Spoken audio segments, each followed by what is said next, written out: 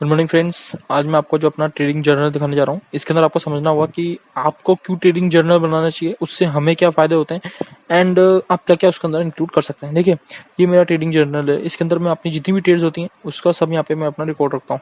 अभी हेल्प कैसे करता है वो आपको मैं सब समझाता हूँ। देखिए, अगर आपके पास आपका रिकॉर्ड होगा कब आपने फेलियर हुआ आपका, कब यहाँ पे आपका स्टॉप लॉस हुआ है, एंड देन आप यहाँ पे एक हफ्ते के बाद जब मान लीजिए संडे को आप बैठते हैं, संडे के दिन आप फ्री बैठे हैं, उसमें आपके जो ये लॉस हो रहे हैं वो किस वजह से लॉस हो रहे हैं अगर आपको पता है तो सीधी सी बात है, आप अच्छी तरीके से वहाँ पे अपने जो आगे की जो मिस्टेक्स है उनको आप काउंटरडिक्ट कर सकते हैं। मान लीजिए आपने यहाँ पे जर्नल नहीं बनाया अपना, आपको अपना कोई जो आपकी जो स्टॉप लॉस होता है उसका कोई आपके पास रिकॉर्ड नहीं है, तो होता क्या है, जब अगली बार आपका स्टॉप लॉस होगा तो वो सेम यहाँ पे रीजन होता है कि जैसे पिछली बार आपका स्टॉप लॉस हुआ था।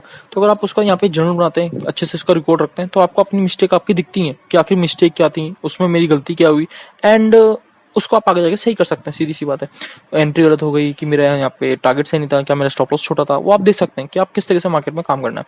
देखिए, मैं अपना ट्रेडिंग जर्नल आपको शो कर दूंगा, आप भी ये सब बना सकते हैं एंड उसमें आपको अपना पूरा रिकॉर्ड रखना होता है। अब क्या क्या उसके अंदर रखना होता है वो आपको मैं शो करता हूँ। देखिए, वीडियो में आगे बढ़ने से पहले मैं आपको बता देना चाहता हूँ कि हमारे पास एक टेलीग्राम चैनल भी है जिसके अंदर मैं लाइव मार्केट में आपको पोस्ट करता हूँ, चार्ट पोस्ट करता हूँ और सारी इन्फॉर्मेशन देता हूँ, कहाँ आपको ट्रैप किया जा रहा है, कहाँ हिटर्स को फंसाया जा रहा है, किस तरीके से ट्रैप क्रिएट किया जा रहा है। इस चैनल पे आप ज्वाइन कर सकते हैं जिसके अंदर मैं लाइव मार्केट में इन्फॉर्मेशन प्रोवाइड करता हूँ। इसमें कोई टिप्स विप्स आपको प्रोवाइड नहीं होती है, सिर्फ लाइव मार्केट इन्फॉर्मेशन है ऐसे लैंडिंग से रिलेटेड, तो आप इसको ज्वाइन कर सकते हैं। देखिए, जर्नल जो होता है इंपॉर्टेंट होता है ट्रेडिंग के लिए। यहाँ पे सबसे पहले डेट ली जाती है कि आखिर किस दिन में ट्रेड कर रहा हूँ, एंड देन आफ्टर दैट मैं पुट बाय कर रहा हूँ, मैं कॉल बाय कर रहा हूँ, वो यहाँ पे मैं लिखता हूँ। अब यहाँ पे देखने वाली चीज है, इससे आपको क्या पता लगता है, इससे ये पता लगता है कि आखिर मैं ट्रेंड के साथ हूँ या ट्रेंड के अपोजिट काम कर रहा हूँ। If you are in the trend you are the friend. तो सीधी सी बात है, मार्केट के फ्रेंड होंगे आप अगर आप ट्रेंड में होंगे, तो ये कोशिश करनी है आप ट्रेंड में रहें। अब देखिए, मार्केट डाउन साइड चल रहा है तो मेरी सारी जितनी पोजीशन सब पुट में बन रही है, तो मैं ऐसे कंफर्म कर पाता हूँ कि हाँ भाई मैं ट्रेंड के साथ ट्रेड कर रहा हूँ।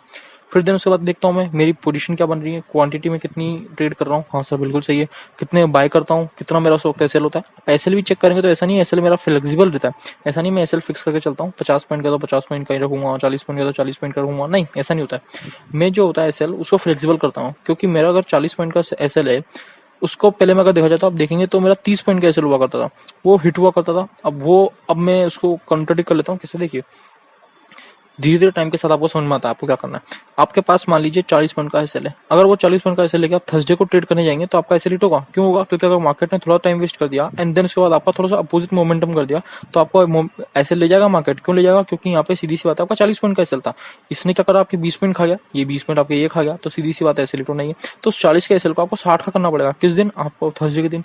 वेडनेसडे के दिन आपको उसको 50 का करना पड़ेगा। तो ऐसे आपको जो एसएल होता है उसको फ्लेक्सिबल रखना होता है। वो कैसे पता लगेगा? आप जब बैक टेस्ट करेंगे कैसे करेंगे, देखिए आपको यहाँ पे जनरल बनाना नहीं पड़ेगा, उसके अंदर आपको पूरा रिकॉर्ड होना चाहिए किस तरह से आप यहाँ पे टारगेट। अब देखिए, यहाँ पे मैंने टारगेट रखा है, टारगेट क्या रखता हूँ मैं, अब मेरा टारगेट फिक्स है कि मुझे 60 पॉइंट तो लेके जाने, लेकिन जो मेरा यहाँ पे सीधी सी बात है, मेरा जो एसएल होगा वो 60 से हमेशा कम ही रहता है जनरली। एंड देन मैं लिख रखा कि डिजायर्ड अमाउंट कितना मुझे टारगेट चाहिए, कितना स्टॉप लॉस चाहिए, सब लिख रखा मैंने अंदर। एंड देन आफ्टर दैट कितने में मैंने एंट्री किया और कितने में मैंने एग्जिट किया, ये एंट्री टाइम है, ये एग्जिट टाइम है।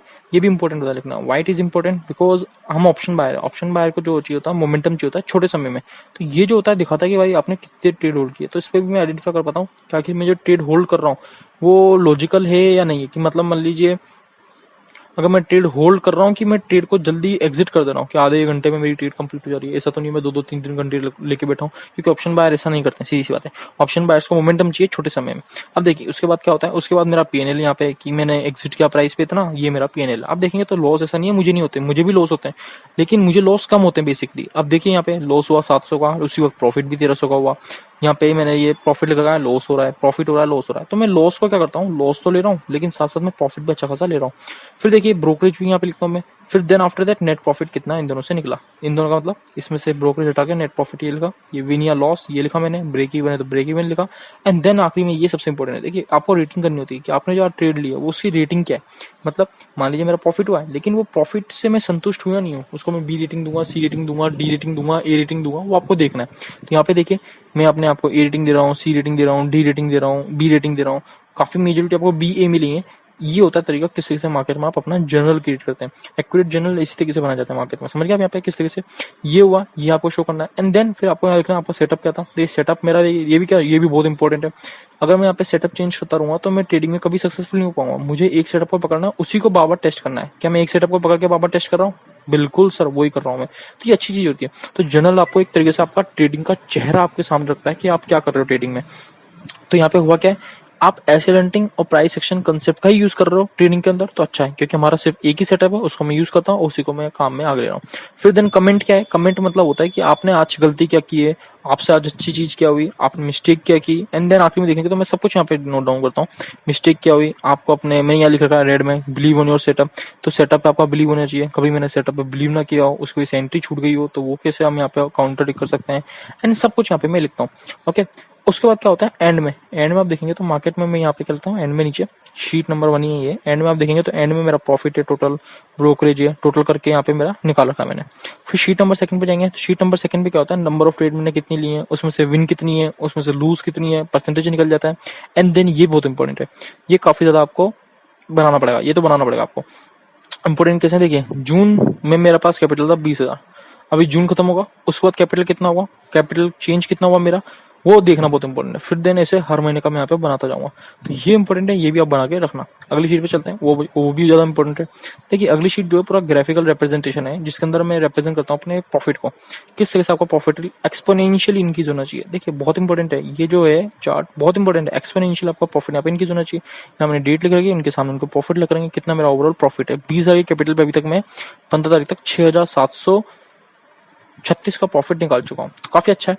अब देखिए मार्केट क्या करना चाहिए, एक्सपोनेंशियली आपका ये चार्ट क्रिएट होना चाहिए, अगर ये अच्छा है तो सीधी बात आप प्रॉफिटेबल ट्रेडर बन सकते हैं। तो यही ट्रेडिंग जर्नल है, आप बनाना सीखिए। अगर आपको वीडियो पसंद आई तो हमारे चैनल को सब्सक्राइब कीजिए, वीडियो को लाइक कीजिए।